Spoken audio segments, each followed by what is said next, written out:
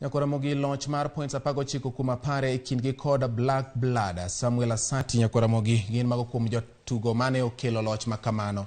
E tuke mag basketball mabende nobagi alap ma mbalariany ma Nairobi ka team yawuoyi mar Mustang noloyo team mar Neo Sasa points 57 kuom 22 e tuke mag league maduong'. E alap mar alap onogo ma mbalariany ma Nairobi team mar Equity Hawks noloyo team mar mbalariany ma UON Dynamite points 75 kuom 32 e league maduong' mar Wakeni.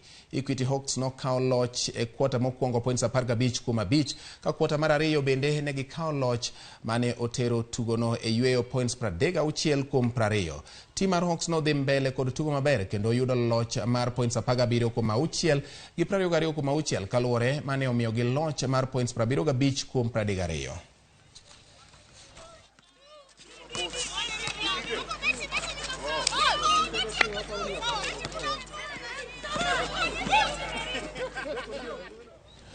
Raymond Vos